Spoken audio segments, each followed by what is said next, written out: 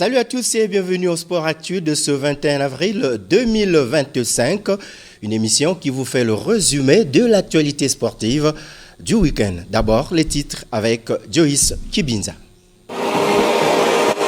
Après le forfait de Caïman lors des derniers championnats d'Afrique des clubs vainqueurs de Coupe de handball, l'incertitude autour de la participation des clubs congolais demeure à 3 semaines du coup d'envoi de la 41e édition. Il y aura bel et bien reprise de l'Assemblée générale élective à la Fédération congolaise de tennis de table. Le scrutin qui avait élu Aimé Christian Wonga à la présidence a été annulé par la CECAS pour cause d'irrégularité dans la composition du corps électoral. En Ligue des champions africaine, les clubs engagés en demi-finale sont restés muets lors de la manche aller.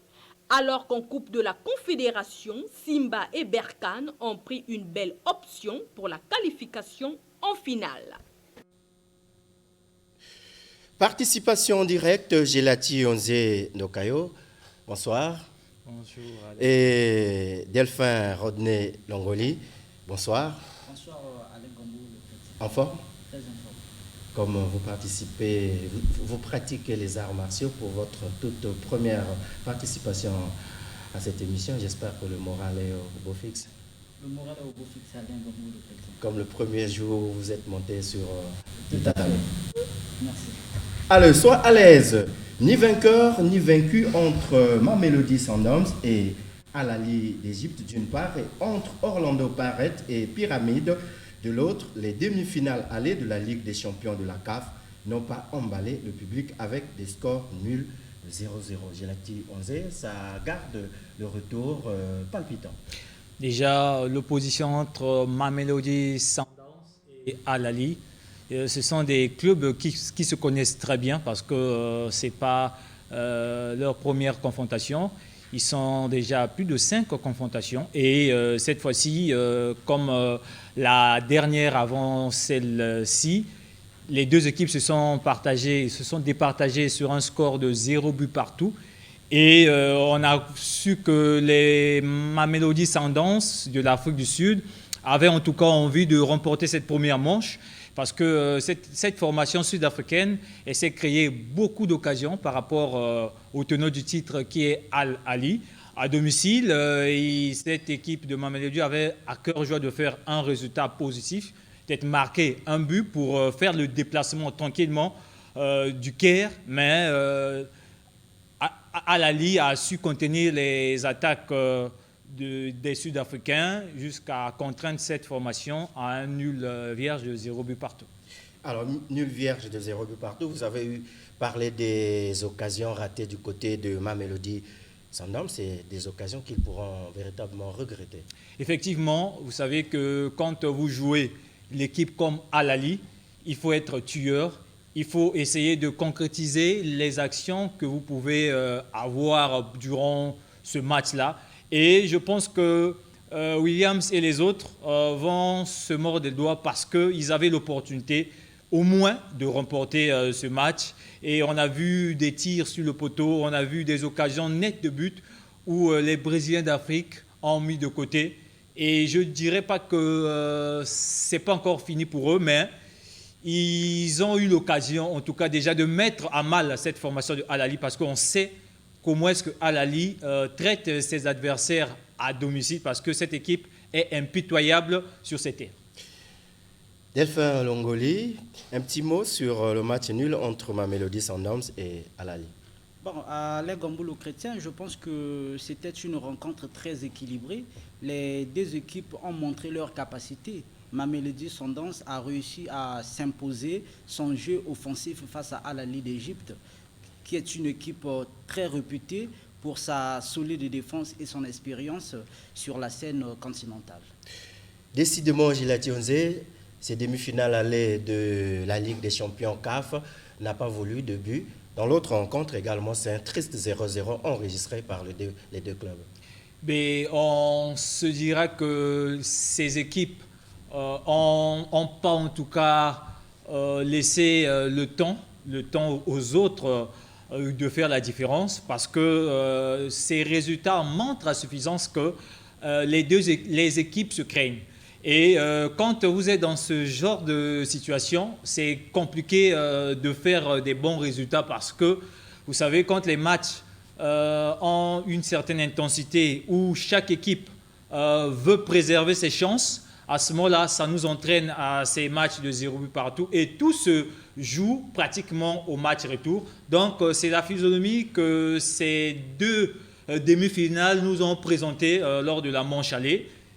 Que ce soit les Sud-Africains ou les Égyptiens, ils ont eu à cœur joie de se contenir pour essayer de jouer le va-tout au match retour. Mais c'est dangereux parce qu'on sait comment est-ce que les clubs égyptiens comme Al Ahly et Pyramide, qui est aujourd'hui leader du championnat égyptien, est meilleure attaque de cette compétition. Donc, ça ne sera pas facile pour les clubs sud-africains de faire un résultat sur la terre des pharaons.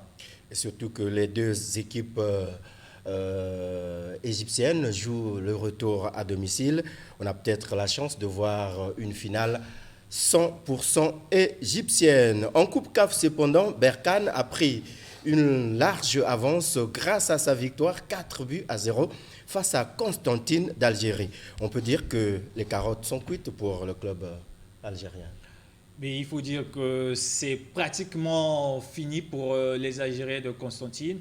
Parce que même si le football nous réserve toujours des surprises. Exactement, parce que lors de ce match, on a vu le but de Youssef qui a ouvert le score. Après, par la suite, il y a eu le but de Paul Bassène qui a doublé la mise à la 21e minute. Et puis, il y a eu un doublé de Osama Laïlaoui qui a inscrit 2 buts dans cette rencontre. C'est pour dire que Berkane a déjà pratiquement un pied et demi en finale parce que remonter 4 buts, ça sera pour moi chose impossible à cette formation de Constantine qui va recevoir au match retour. Je sais que les Marocains viendront pour au moins marquer un but également, donc ça va compliquer la tâche des Algériens. Mais Berkane, c'est une formation qui sait comment gérer son avance, qui sait comment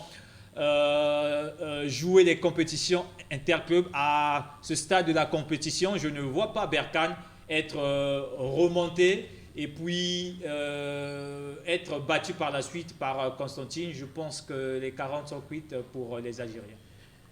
Par ailleurs, dans l'autre demi-finale de cette Coupe CAF retour, Simba aura dur à faire pour conserver son avance d'un but. Bon, les Tanzaniens de Simba à domicile ont fait le minimum en battant Stellenbosch 1-0. C'est une rencontre que les Tanzaniens ont maîtrisée de main de maître.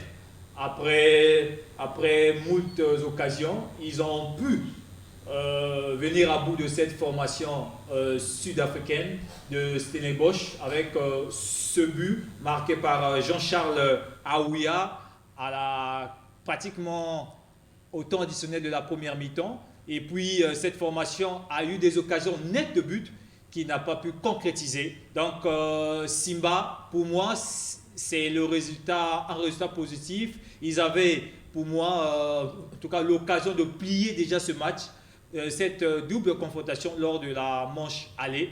Mais hélas, il y aura encore une deuxième manche pour essayer peut-être de corser encore l'addition. Mais les Sud-Africains n'ont pas encore dit leur dernier mot parce qu'ils seront aussi à domicile. Ils n'ont qu'un retard d'un but, donc ils pourront refaire leur retard et puis essayer de mettre un second but pour la qualification. Delphin Rongoli sur ces deux demi-finales de la Coupe CAF. Bon, moi je pense que les Tanzaniens ont bien contrôlé le match parce qu'ils devront aussi confirmer au retour en Afrique du Sud. Cependant, l'équipe adverse qui est une novice, qui est vraiment novice dans cette compétition continentale, a montré également de belles séquences et reste motivée avant le retour à domicile. Le retour est prévu pour le week-end prochain. Donc, Simba sera reçu par Stellenbosch Et Berkane, avec son succès 4-0, sera reçu en Algérie par Constantine. Restons dans les compétitions africaines. Nous prenons la catégorie des U17 avec la finale de la CAN U17 qui s'est jouée samedi dernier au Maroc. Le Maroc qui, pour la première fois dans cette catégorie, a soulevé le trophée de la Coupe des U17 grâce à sa victoire au tir au but, 4 tirs au but à 2 face au Mali après un temps réglementaire sanctionné par le score de 0 but partout. Gelati Onze, enfin un titre pour le Maroc dans cette catégorie. Enfin un titre pour le Maroc parce qu'en face il y avait aussi du répondant et 2 fois vainqueur de cette édition, le Mali, qui se présentait à cette formation des Lionceaux de l'Atlas. Et après une demi-finale aussi similaire où ils ont fait match nul avec la Côte d'Ivoire. Et la formation du Maroc a finalement tiré son épingle du jeu en venant à bout des Aiglons sur le score de 4-2 après tir au but. C'est une formation qui a commencé la compétition avec beaucoup d'envergure parce que le Maroc, déjà si on peut dire en quart de finale, elle a eu à battre la formation de l'Afrique du Sud 3-1. Donc, c'était une formation qui venait avec des ambitions. Étant à domicile, il fallait bien manager, bien essayer de concrétiser des actions et garder surtout le titre parce qu'on se rappelle de l'équipe du Chan qui a organisé en 2018 et qui a remporté à domicile. Donc, je pense que la vision du Maroc, c'est lorsque elle organise et doit conserver le titre. Et avec cette formation des U17, ça a été le cas. Elles ont remporté cette CAN U17 pour la première fois de leur histoire. Rappelons que le Congo faisait partie des absents puisque nos U17 n'ont pas pu rallier le Cameroun pour aller chercher le ticket qualificatif de l'UNIFAC parce que sous la sanction de la FIFA, la zone UNIFAC a été donc représentée par le Cameroun et la RCA. On va donc parler justement du parcours des représentants de l'UNIFAC dans ce CHAN. La RCA, pour son premier baptême, n'a pas pesé lourd. C'était un début difficile, en tout cas décevant pour la RCA, qui a eu 3 matchs seulement parce qu'elle a été éliminée en phase de groupe. Déjà lors de la première journée, cette formation a reçu une raclée face à la Côte d'Ivoire, 6-1.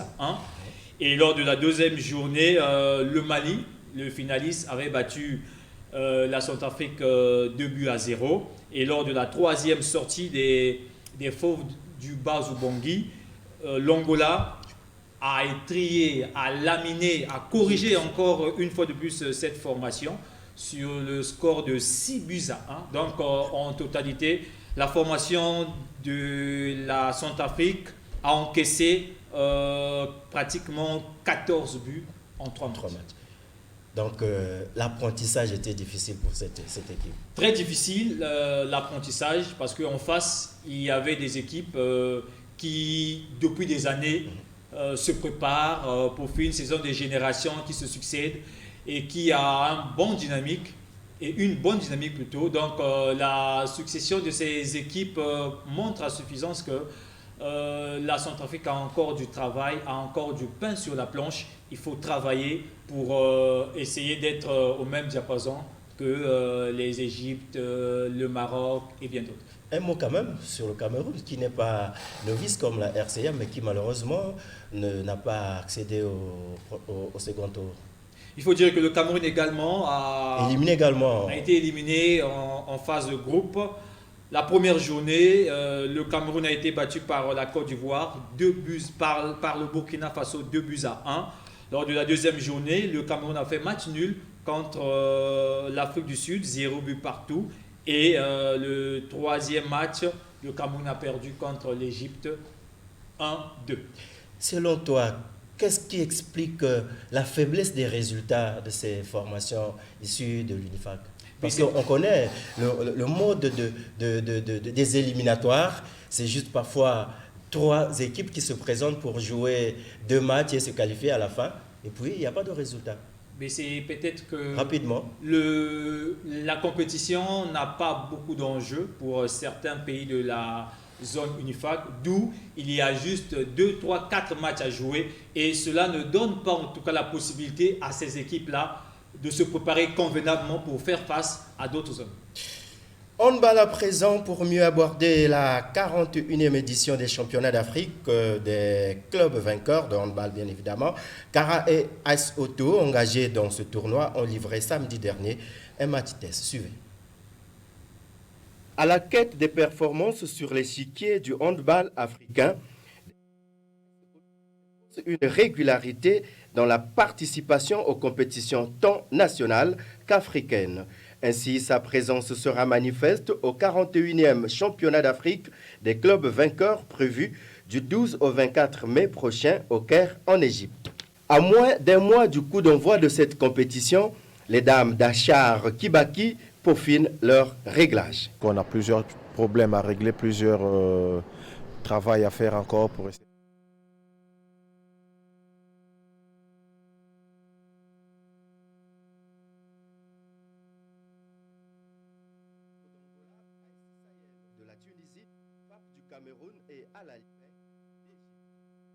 Apparemment jouable selon l'entraîneur de cette équipe. Notre objectif, c'est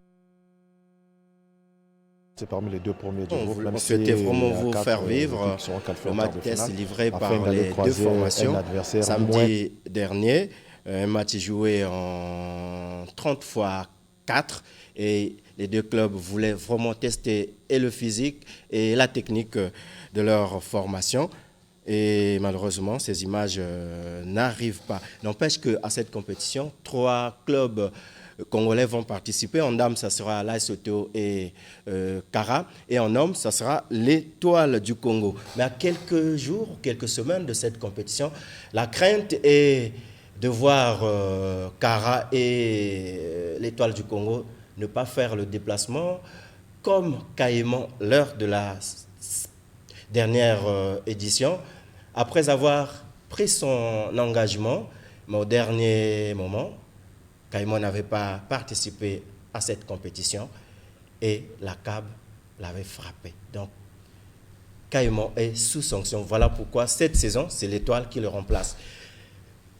Ne craignons-nous pas que le scénario se répète pour Kara et l'Étoile du Congo, puisque l'AS Auto s'est engagé avec ses propres moyens, parce que la difficulté vient des moyens qui parfois font défaut à quelques jours de la compétition. En tout cas, cette situation nous préoccupe exactement. On a connu ce scénario-là avec Caïman, vous venez de le dire. Et il faut dire que si cela arrivait à se répéter, nous aurons encore une autre sanction et des amendes. Et déjà, l'Étoile du Congo qui va représenter le Congo à la Ligue des Champions en octobre prochain sera pratiquement déjà mis dans des mauvaises postures parce que si l'Étoile du Congo ne participe pas à cette compétition des vainqueurs de coupe, déjà automatiquement avec cette sanction, elle ne pourra pas peut-être prendre part à la Ligue des Champions. Et de l'autre côté, Kara également est visé. Si Kara également ne prend pas part, à ce moment-là, nous aurons 2 équipes ou bien déjà des équipes congolaises qui seront en tout cas mal cotées au niveau de la CAP. Et ce n'est pas bien quand vous avez cette réputation-là de vous engager et de ne pas prendre part. Je pense que ça sera un peu compliqué pour l'avenir si nous ne faisons pas un effort de répondre toujours positivement à la participation aux interclubs de la CAB. Sinon, si cela arrivait à se faire et que le Congo ne participe pas à l'Egambou, je pense que la CAB aura des mesures très fermes à l'endroit du handball congolais au niveau des clubs et les sanctions pourront être sévères à l'endroit de notre club. Je crois que rien n'est encore perdu. Nous sommes encore au 21 avril et la compétition commence le 12 mai. D'ici là, je crois que le département des sports pourra fournir des gros efforts pour faire déplacer ces deux clubs. Volleyball à présent, l'avant-dernière journée de la phase allée du championnat départemental de volleyball de Brazzaville s'est disputée le week-end. Le point avec Luis Ernest Bacala. Avant-dernière journée, 3 affiches étaient au programme en junior homme, où la Renaissance Kimpila a pulvérisé la DGSP par 3-7-0. Interclub est passé pieds joints devant le Volleyball Club Espoir 3-7-0. Et la dernière rencontre de la journée a été celle du centre Jean-Claude Mopita qui a battu difficilement la jeune formation du Volleyball Club Dragon du président Marien Ibata, créé il y a 6 mois. Match qui s'est soldé au tie-break en faveur du centre Jean-Claude Mopita, 3-7-2. C'est une équipe en construction, il n'y a pas encore une cohésion. Ce qui nous fait surtout défaut, c'est le passeur. Il y a encore beaucoup à faire avec notre passeur. Là, ne tient pas rigueur, sinon on va continuer toujours à travailler. Mais là, on a arraché 2-7 devant une équipe championne. Malgré que le match était facile aujourd'hui, mais l'adversaire nous a montré qu'on n'a pas le droit de sous-estimer un match. C'est une nouvelle équipe. Les jeunes sont d'abord en apprentissage. On va leur taper en vite fait 3-0. Mais arrivé lors du match, les petits ont pu avoir les 2 premiers sets. Ils ont eu l'excès des ailes, que le match était facile. Voilà. Dans ce match, j'ai tiré une leçon concernant peut-être le bloc qui n'a pas vraiment marché et des réceptions. La fin des championnats promet des chaudes empoignades qui détermineront les premières places de la phase aller en junior homme. Seigneurs, dames et messieurs, au programme de cette dernière journée, Volleyball Club Dragon, DGSP en junior homme, Askinda Odzo, DGSP en senior dame, et avant le derby, DGSP Interclub en senior homme, 2 matchs d'exhibition d'Antisport et celui des vétérans Ebeba contre Kinda Odzo. À la CECAS, l'élection à la tête de la Fédération congolaise de tennis de table va être réorganisée. Décision de la Chambre de conciliation et d'arbitrage de sport qui a invalidé samedi dernier les résultats de l'Assemblée générale élective qui avait porté Aimé Christian Wanga à la tête de cette fédération. Suivez.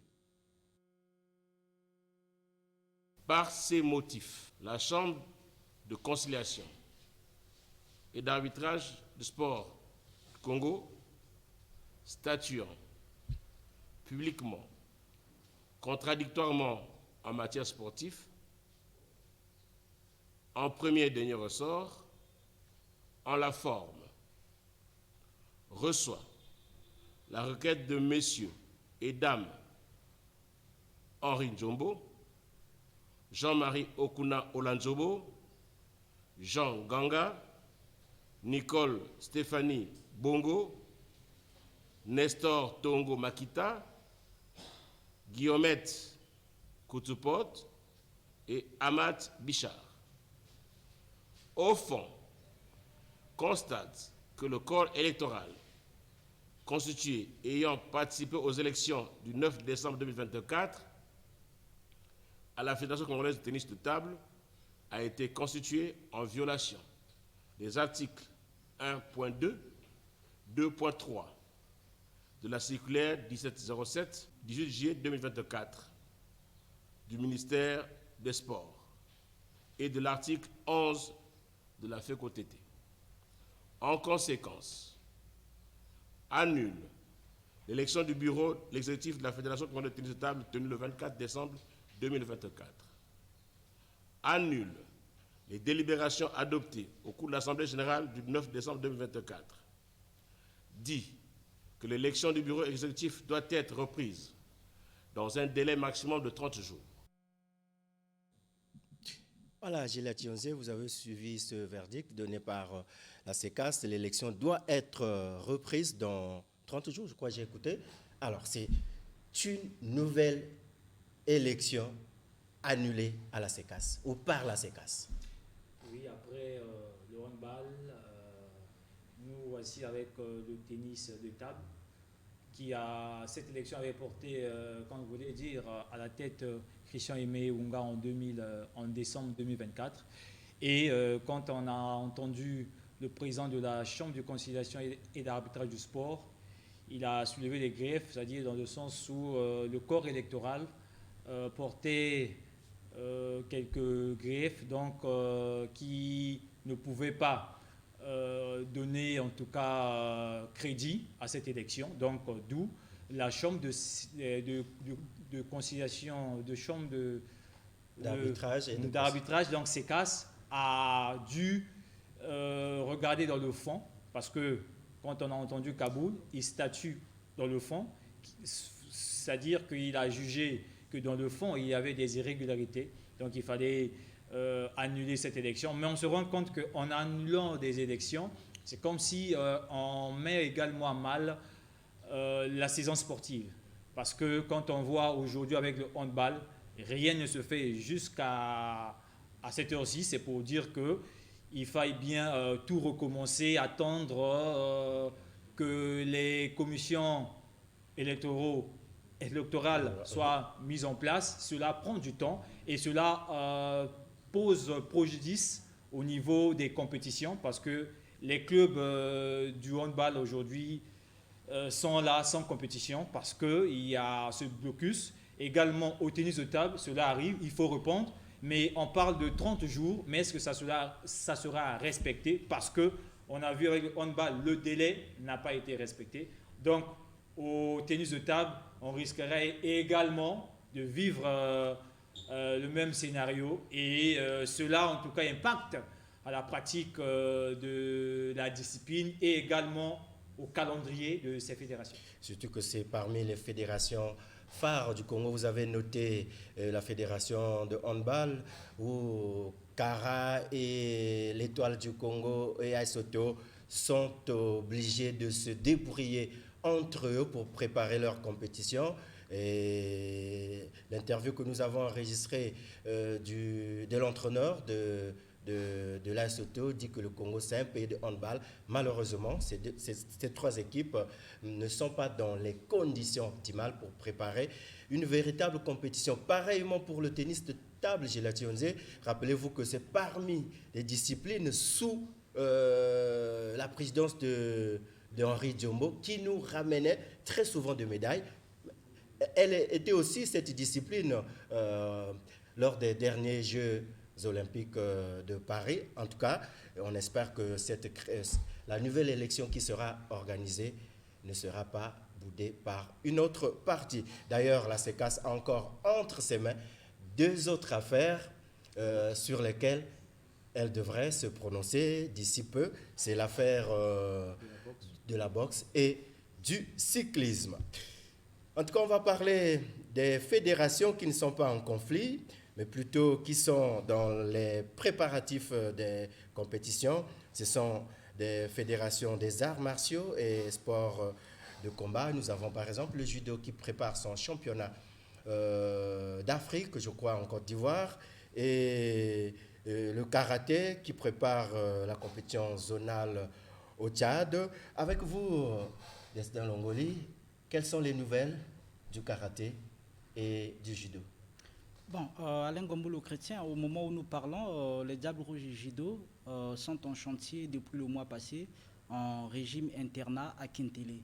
Et du côté du karaté, les Diables Rouges sont également en chantier en régime externat à Nicoloba. Voilà, j'ai la difficulté dans notre sport, soit c'est entre les acteurs qui se disputent, soit ce sont les compétiteurs qui sont empêchés ou bien qui ne peuvent pas aller se mesurer avec d'autres compétiteurs africains faute de moyens. Au karaté, par exemple, vous disiez que la compétition est conditionnée par une inscription à l'avance. Oui, comment ça se passe? Déjà là, les Diables Rouges Karaté sont en chantier pour les championnats d'Afrique de la région centre qui se tiendront du 16 au 23 juin à Djamena au Tchad. Donc, auparavant, les inscriptions se faisaient sur place, mais actuellement, avec l'arrivée de l'administration électronique, la WKF, qui est la Fédération mondiale de karaté, a jugé bon que les inscriptions se passent maintenant en ligne. Donc, nos athlètes devront prendre leurs inscriptions un mois avant la compétition pour éviter certains problèmes. Et du côté du karaté, tout a été déjà fait un mois avant? Du côté du judo. Du judo. Oui, du côté du judo, les inscriptions, les athlètes sont déjà inscrits. Donc, techniquement et tactiquement, tout est fait prêt. Ils attendent juste le voyage. Et on a eu la chance d'aller suivre leur séance d'entraînement, toi et moi. Alors, après là, ça a évolué? Oui. Les athlètes sont toujours en chantier. Déjà, bon, je peux vous dire que sur le plan technique, les athlètes sont vraiment en forme. D'ailleurs, dans cette équipe, il y a certains athlètes qui étaient du côté de la Russie pour un stage d'entraînement. Donc, on peut dire qu'avec cette équipe, le Congo sera représenté positivement sur le continent. Et pourvu que ce groupe fasse le déplacement d'Abidjan pour aller compétir. Et du côté de karaté, là également, vous avez la confirmation que les inscriptions ont été déjà faites? Non, du côté du karaté, les inscriptions ne sont pas encore faites parce que à cela, il faudrait déjà signaler que nos athlètes soient enregistrés un mois avant la compétition, comme je l'ai dit. On espère que cela a été fait, même non, si l'inscription n'a pas été payée. Pas encore. Pour ce qui est des tarifs, l'inscription individuelle s'élève à 75 €. En ce qui concerne les équipes kata et comité, 200 € pour les équipes masculines et 150 pour les équipes féminines. Et quelle est la conséquence si une fois ces équipes, la date de la compétition approche, que les inscriptions n'ont pas été faites? Mais Alain Gomboulou Chrétien, vous devez savoir que dans les arts martiaux, encore dans les sports de combat, quand vous manquez déjà l'inscription en ligne actuellement, vous serez automatiquement déclassé. Je crois que le Congo a été déjà victime, qui n'a pas pris part au championnat du monde. Le Congo a été remplacé par l'Iran. Voilà. Alors on espère que cette fois-ci, ça ira. Et là également, lorsque vous ne participez pas, il y a des sanctions qui arrivent. Tout à et fait. vous perdez des points. C'est ça. D'où, lorsqu'on s'est engagé, il faut toujours participer. Bien évidemment. Kempo à présent, la Ligue de Kempo de Brazzaville vient d'organiser un camp d'entraînement qui a regroupé plusieurs athlètes issus des différentes fédérations des arts martiaux et sports de combat. Ce stage a été supervisé par le président de la Fédération congolaise de Kempo. Plus de détails dans ce reportage signé Stalgar Bomoy.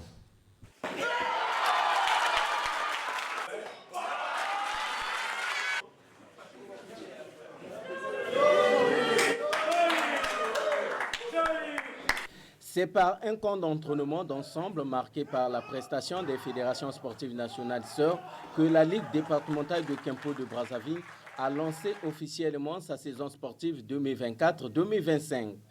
Les fédérations de tir à l'arc, le Tonfa, le Kyoksul, le Close Combat sont entre autres fédérations invitées par la Ligue départementale de Kempo de Brazzaville pour la démonstration des kata et combats. Ceci dans le but de fédérer les efforts. Nous avons présenté quelques exercices de concentration de la force intérieure, quelques mouvements de combinaison avec poing et pied, quelques ian qui signifie kata. Le tout ne se limite pas seulement aux arts martiaux, mais aussi à l'entraide, car nous formons déjà une grande famille. Ça prouve déjà un bon vent pour les fédérations, pour cette belle cohésion-là. Je me sens libérée, j'étais un peu stressée, mais là, j'ai démontré, c'était une attaque, le coup de haut en bas, il fallait parer et le mettre à terre. Couplé à la remise des kits sportifs à la Ligue départementale de Kempo de Brazzaville par le président de la Fédération congolaise de Kempo, Pichu Lebela Issendi Abondo. Pour votre présence, mais aussi pour la présence des autres présidents de fédération. Vous n'êtes pas venus les mains vides. Vous avez mis à notre disposition ces kits que nous mettrons en œuvre pour pouvoir faire rayonner le Kempo à Brazzaville. L'occasion présente est aussi une manière pour moi, à nouveau, de tendre la main vers vous, car sans votre appui ou votre soutien, notre sport dans ce département ne pourra pas atteindre les objectifs qui ont été fixés. Nous essayons, en commençant par l'activité d'aujourd'hui, de relancer les activités au sein de la Ligue départementale de Kimpo de Brazzaville. Cet entraînement n'est pas le dernier du genre. Nous vous rappellerons dans un bref délai pour d'autres organisations.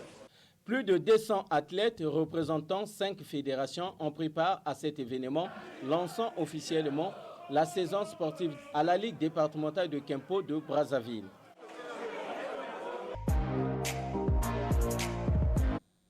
Au Mix Fighting, le stage international de renforcement des capacités des encadreurs techniques de Pro Taekwondo et Aikido s'est achevé vendredi dernier au gymnase Nicolo Balopoint avec Antonio Vercus de Niama.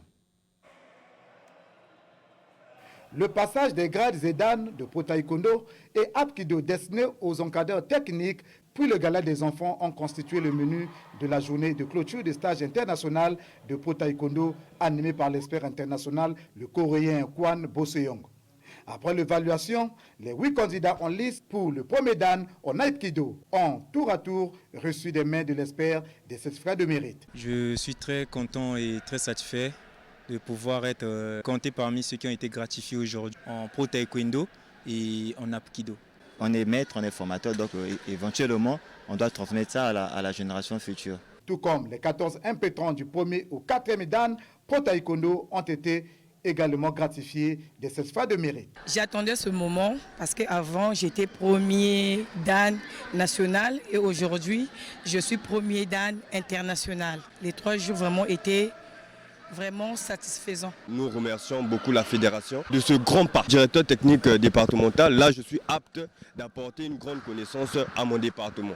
Nous aurons des camps d'entraînement que nous allons organiser, des stages en ma qualité de directeur technique national afin de partager ce que j'ai pu acquérir lors de ce stage en tout cas. Autre fait marquant, la clôture de ce stage international, la remise aux membres du bureau exécutif de la fédération des diplômes de reconnaissance comme représentants de Pro Taekwondo sur le plan africain par l'Union coréenne des arts martiaux traditionnels et modernes.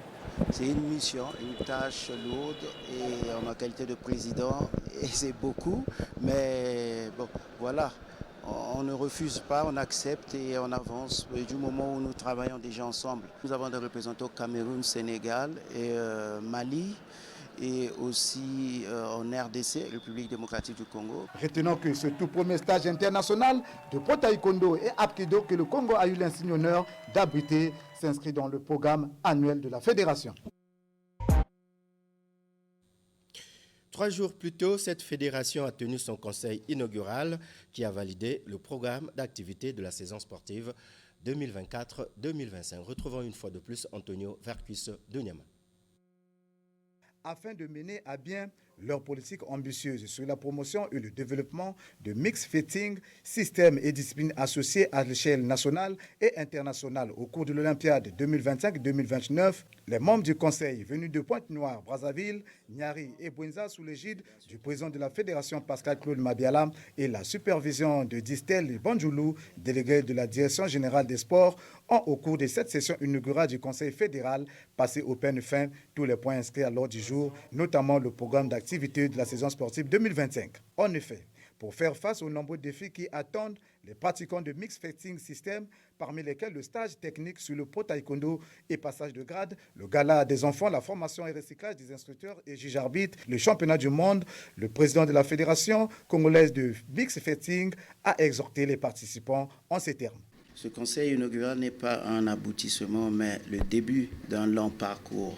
Alors je vous invite à travailler main dans la main avec rigueur, transparence et passion pour bâtir un projet solide au service de nos athlètes. Pour sa part, le délégué du ministre en charge des sports est revenu sur les respects des relations mutuelles qui existent entre le département des sports et la fédération dans le cadre administratif. Les services techniques de la direction générale des sports seront toujours à votre disposition pour vous apporter tout le conseil nécessaire. N'hésitez pas d'y venir. Aussi, nous vous exhortons de toujours transmettre en amont les projets d'activité et en aval les rapports de réalisation de ces activités pour que la dite direction générale des sports puisse prendre cela en ligne de compte et faire son rapport en bonne et due forme sans vous oublier. Parce que si vous ne transmettez pas les rapports, on ne saura pratiquement rien de ce qui se passe au niveau de votre fédération. Rappelons que ce conseil inaugural qui intervient un jour avant le stage international de Pro Taekwondo a été réussi de la présence de Kyun Bo-seong, expert international coréen de Pro Taekwondo en mission au Congo. Signalons également par la même occasion, le président de la fédération a ouvert la saison sportive 2025. Box Stalgar Okemba, responsable du club Boni, a organisé à l'occasion de la fête de Pâques un gala de boxe pour la jeunesse du noble art qui a regroupé 6 clubs de la Ligue de boxe de Brazzaville le week-end dernier. Suivez ce commentaire de Gelati Onze. L'arrondissement 9 d'Iri a vibré au rythme de gala de boxe qui a réuni 6 clubs venus de 4 coins de la ville capitale. Une initiative pour occuper la jeunesse du noble art en cette période de fête de Pâques. Ce gala a été remporté par le club Boni qui a raflé la quasi-totalité des médailles. Les coachs de différents clubs n'ont pas caché leur satisfaction à l'issue de la compétition. On est ici pour la finale, le tournoi qui a débuté hier, le gala, et qui va se terminer aujourd'hui. On demande vraiment à nos autorités de soutenir le sport. Nous sommes très émus de constater que les choses se déroulent bien, très bien même je dirais. Et nous croyons que cette activité ne va pas s'arrêter seulement ici, ça va se pérenniser et nous remercions l'organisateur après tout ce qu'il a eu à concrétiser. Et voilà, c'est notre satisfaction par rapport à ce que nous sommes en train de voir. Pour l'organisateur de ce gala, Stalgar Okemba, il se réjouit du bon déroulement et entend pérenniser ce genre d'initiative. Cette gala de la boxe, c'est une première édition. Vraiment, c'était impeccable depuis le samedi. Et aujourd'hui, c'est un jeudi dimanche. Donc pour nous, c'est comme début des affaires, début de ce show. Donc on ira jusqu'au deuxième, jusqu'au troisième activité. Là, on nous donne seulement la chance. Nous avons aussi besoin des sponsors. Vraiment, si on a des sponsors, on peut faire beaucoup de choses sur les événements de la boxe. Présent à cette activité, le secrétaire général de la Fédération congolaise de boxe voit en cette initiative un moyen de promouvoir le noble art. Dans la joie, quand je vois de telles choses, ça fait longtemps qu'on a déjà organisé de telles choses. Donc il faut encourager de telles activités parce que c'est un club. Normalement, ça devait se faire au niveau des ligues de fédération, mais quand un club prend le relais, c'est à féliciter. Et vraiment, c'est pour eux déjà la mise en jambe avant qu'on lance les activités départementales et nationales.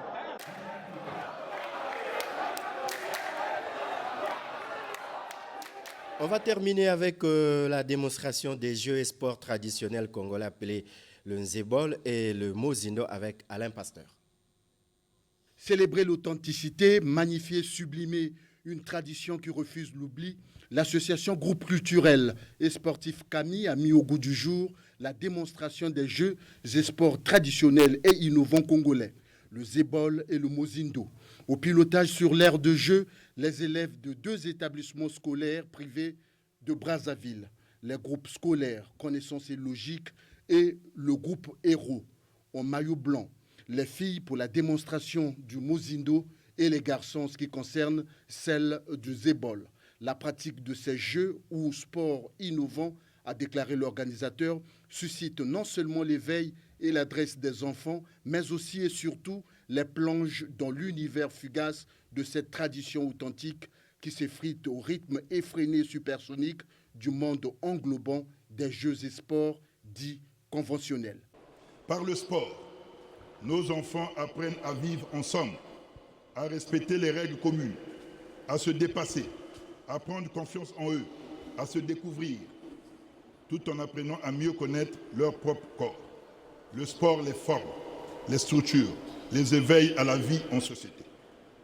Cette vision du sport comme facteur de paix et de développement s'inscrit pleinement dans la ligne politique impulsée par son Excellence, M. Denis Sassou Nguesso, président de la République, chef de l'État. Notre objectif à travers cette initiative est clair, faire rayonner notre patrimoine au-delà de nos frontières. Inscrire nos jeux traditionnels dans le tissu éducatif, sportif et social du pays. Le Mozindo, un jeu à 10 pour chaque équipe avec des mouvements rythmés et coordonnés dans le sens du comptage. Les incoordonnés se voient sanctionnés à tous les coups. L'équipe qui restera avec le plus grand nombre de compétiteurs sur l'aire de jeu est automatiquement déclarée vainqueur. Quant aux ébol, un sport innovant typiquement congolais, calqué sur le modèle de certaines disciplines collectives existantes, le handball et le basket, est attractif.